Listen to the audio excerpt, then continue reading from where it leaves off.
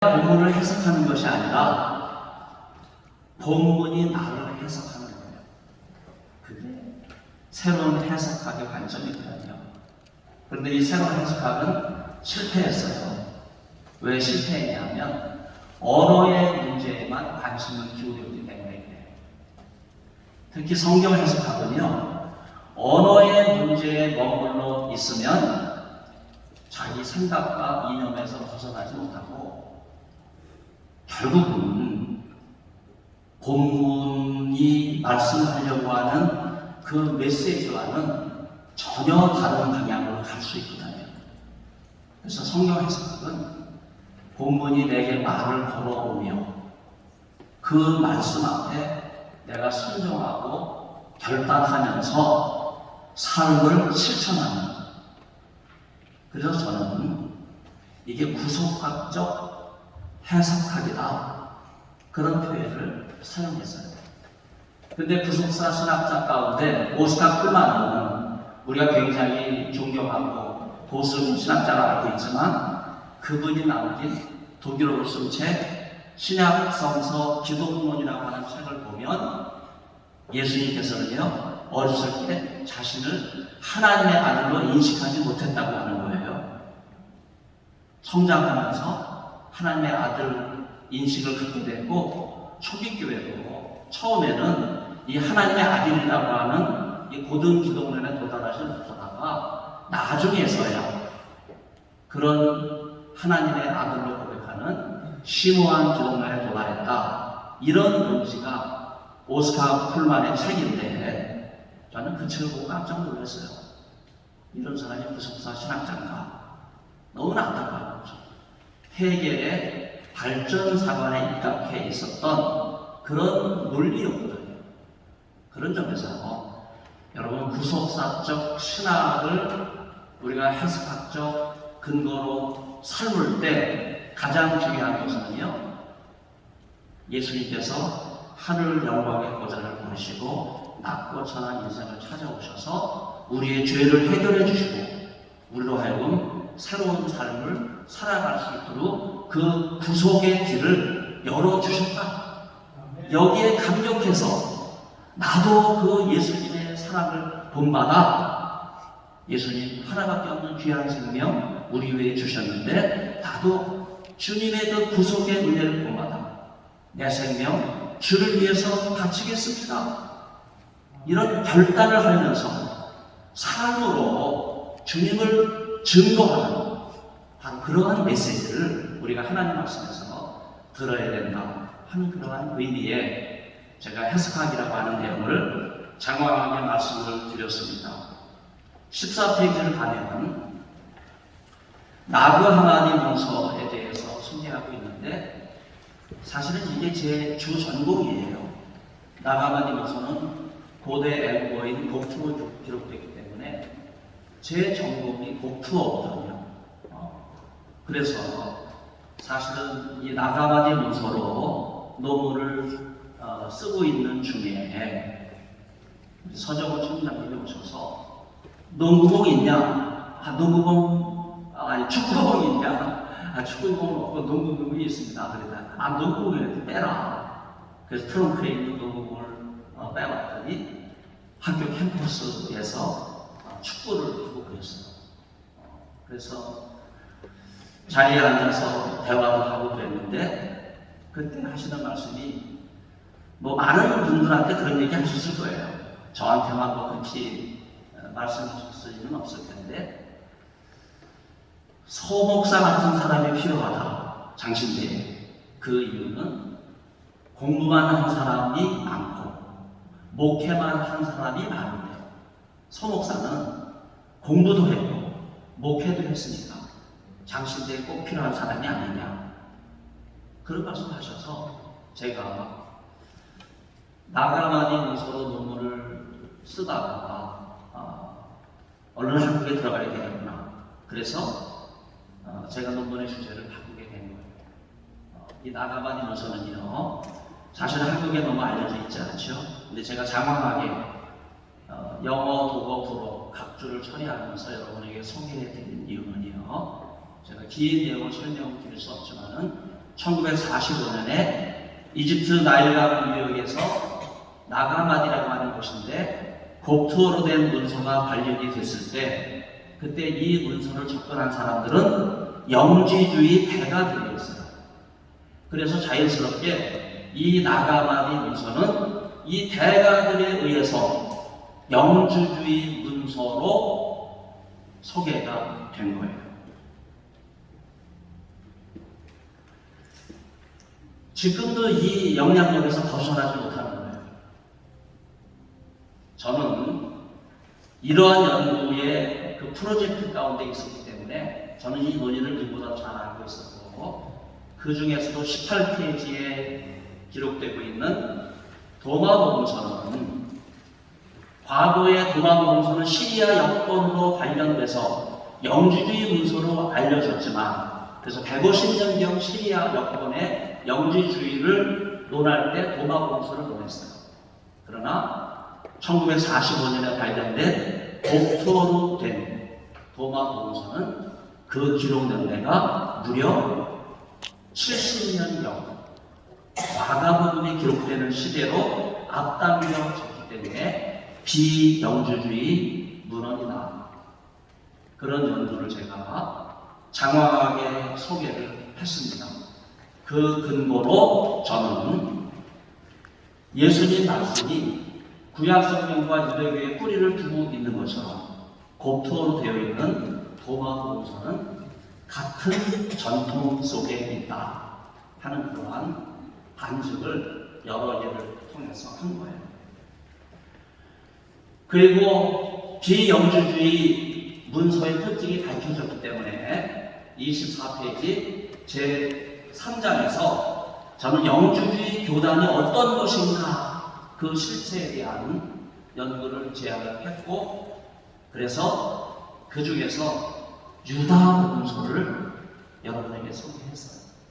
유다복음서는요, 2017년 내셔널 지오그래피사가 부활절에 의도적으로 공개한 책이거든요.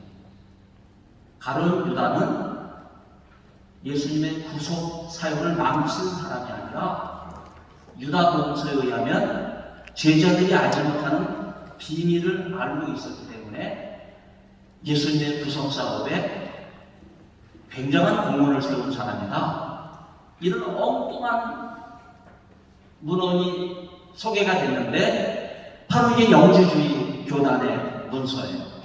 그리고 영주주의 이단 문서들을 제가 소개하면서 영주주의 교단이 활동했던 지역들을 제가 소개했는데, 흔히 영주주의는 한마디로 말할 수 있는 것이 아니라 각 지역의 맹주들을 중심으로 해서, 에데사를 중심으로 해서는 마르시온, 알렉산드리아를 중심으로 해서는 바사디안, 이렇게 다양한 영주주의 맹주들을 통해서 그 지역의 이단 사상이 뿌리를 내렸다고 하는 그런 내용을 제가 소개를 하고 있습니다. 이런 소개를 함으로써 정통신앙이 얼마나 귀한가, 그걸 제가 소개하려고 한 겁니다. 왜? 영주주의는요, 유대교와 구약성경을 거부하고 플라톤의 이원론에 입각해 있거든요. 이게 영주주의 교단의 핵심 사상이에요.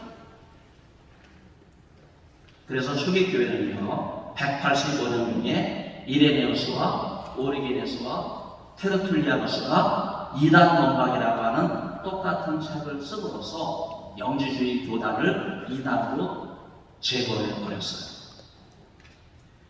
그 다음에 제가 공부한 것이 29페이지에 있는 훈남 문서입니다. 훈남 문서는 신구약 중간시대 문헌이죠.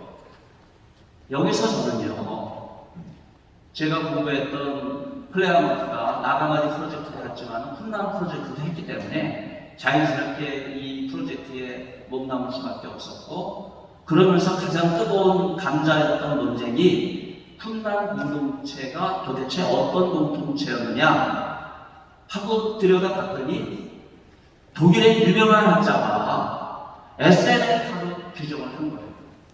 그래서 앵무새처럼 너도 나도 다 훈남 공동체를 SNF로 이해하고 있는 그런 상황에 대해서 저는 또 다른 공동체가 있다. 그 공동체는 어떤 공동체가 예루살렘의 제사장 그룹에서 서기관을 파송을 하는데 이 서기관이 쿰란 공동체에 가서 성경을 필사하는 일을 한 거예요. 그래서 저는 이 공동체를 서기관 공동체로 그렇게 제안을 하고 있습니다. 그래서 예수님과 세례 요한도 왜 쿰란 공동체를 찾아갔는가? 쿰란에 가면 영화를 보는데 그 영화만 보고 이야기하면 이건 초등학교 수준이에요. 여러분, 왜 예수님과 세례 요한이 쿰란 공동체를 찾아갔습니까? 거기에 성경을 필사해 놓은 도서관이 있기 때문에 그래요. 그래서 쿰란 공동체를 찾아가서 그 주옥과 같은 사본들을 들추며 하나님의 말씀을 사모하기 위해서 예수님과 세례 요한이 쿰란에 가신 거고, 바로 그 인근에 에돔이라고 하는 곳에 베다니가 있는데 엘리야의 승천터가 있고 거기에서 세례 요한이 세례를 베풀었고 예수님도 거기에서 활동을 하시면서 나중에 가이사랴 빌립보까지 올라가시게 될 때 바니아스 탄신전 앞에서 제자들 향해 사람들이 나를 누구라 하느냐, 너희는 나를 누구라 하느냐 이렇게 질문하게 되었을 때 더러는 세례 요한이라, 더러는 엘리야라 이렇게 말씀하는데 바로 그 전승의 출발점이 베다니의 세례터입니다. 거기에 세례 요한의 세례터가 있고 엘리야의 승천터가 있어요. 그 전승이 가이사랴 빌립보 지방까지 이어진 것을 우리는 생각해 볼 수 있습니다. 그리고 34페이지에 제가 세 번째 프로젝트로 학위 논문을 마치게 된 Q예요. Q는 마태복음과 누가복음의 공통자료 독일어 크벨레의 첫 철자죠. 그런데 제가 연구를 해보니까 Q 연구의 대가는 놀랍게도 장로교의 효시를 만들어내신 칼빈 선생님이세요. 칼빈 선생님은요, 모든 책에 단권 주석을 썼어요. 요한계시록을 빼놓고. 그런데 복음서 주석도 남겼음에도 불구하고 마태, 마가, 누가, 요한복음 그렇게 단권 주석을 남기지 않았어요. 복음서를 하나로 묶어서 조화롭게 하는 그런 한 권의 책을 만들었는데 그 역작은 타티안의 디아 타사론과 달라요. 디아 타사론은 복음서가 많은 것을 거추장스럽다고 생각해서 하나로 만들어 놓은 거예요. 그러나 칼빈의 복음서 주석은요, 마태복음과 누가복음을 면밀하게 검토해서 그 공통자료 Q를 연구하고 예수님 말씀이 어떻게 마태복음과 누가복음에 영향을 미쳤는가 그것을 면밀하게 연구하신 분이에요.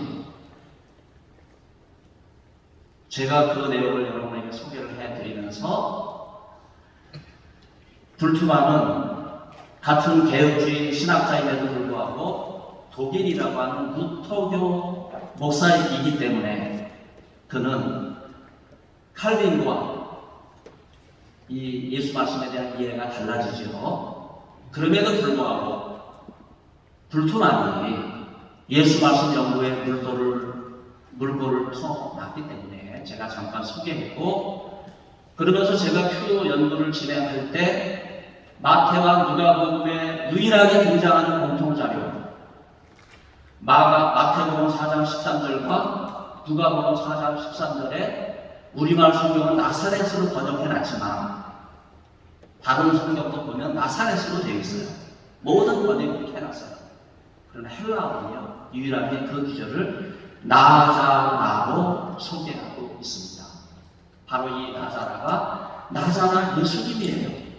그리고 이 나자라 예수님에 대해서 세계의 중요한 신앙 고백을 남긴 분이 세례 요한인데, 세례 요한이 이 나자라 예수님을 호 에르코메노스, 오시는 이, 호 오피소무, 내 뒤에 계시니, 호 이스큐로 테오스무, 나보다 능력이 많으시니. 여러분과 예수님을 신앙 고백할 때 하나님의 아들, 메시아, 주, 그리스도, 인자 이렇게 고백하지, 세례 요한처럼 호 에르코메노스, 호 오피소무, 호 이스큐로테노스 이렇게 고백하지 않거든요. 바로 이것이 예수님의 말씀의 관점에서 복음서를 읽어야만 보일 수 있는 잃어버린 상대의 신앙 고백이고, 이것을 회복하는 것이 우리에게 시급하다는 거예요.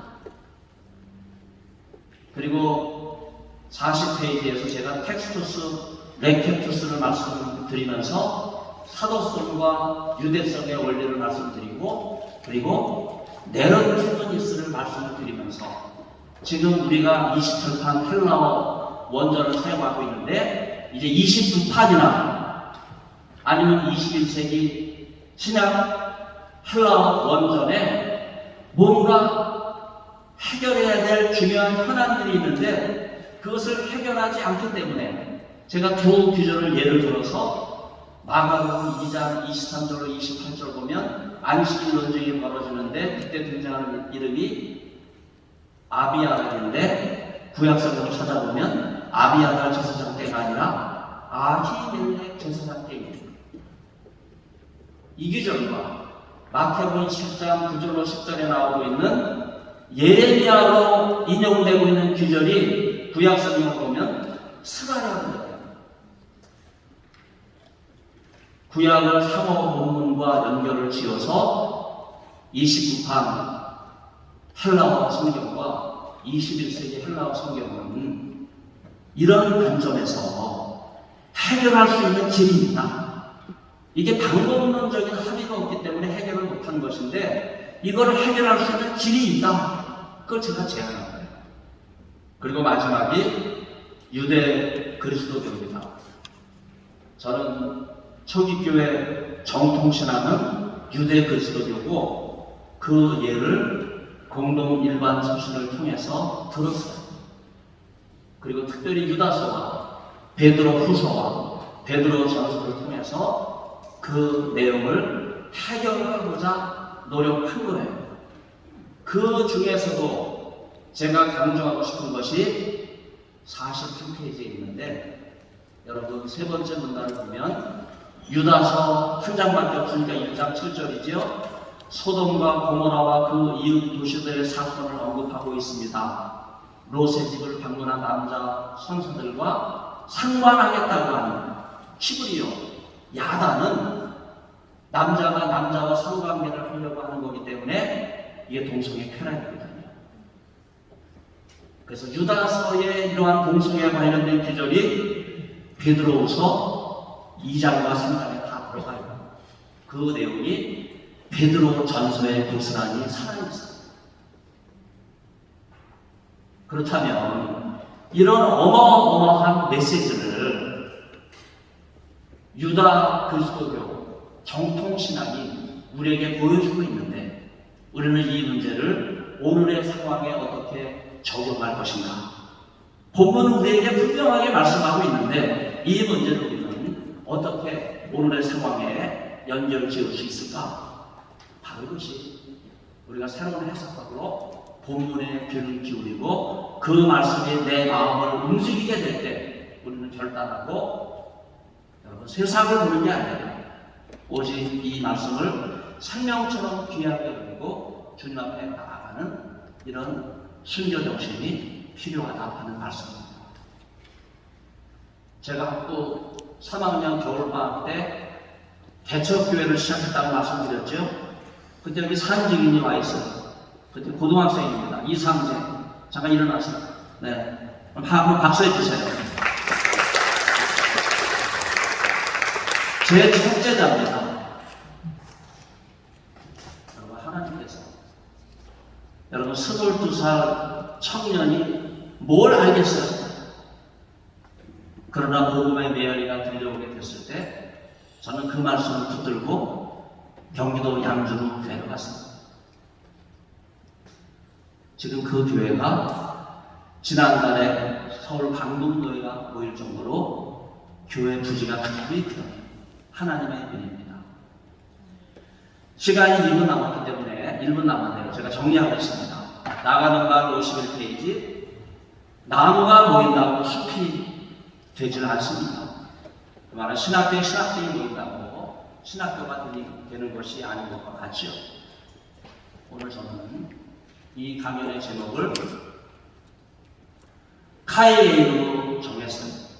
그 이유는요, 바로 사도행전 15장 사도총회를 결의한 내용을 이방 지역이 아닐 때 카이레인 그리고 에로스테라고 하는 헬라어로 정리해서 전형적인 헬라 서학 문학으로 소개했어요. 이거는 마치 황제의 칙령과 같습니다. 그 내용은 뭐예요? 제가 하나님의 말씀에 귀를 기울이자 하는 말씀을 드렸기 때문에 세 구절을 여러분에게 소개했어요. 음행과 더러운 우상. 바로 그것이 이 세 구절에 동일하게 나오는데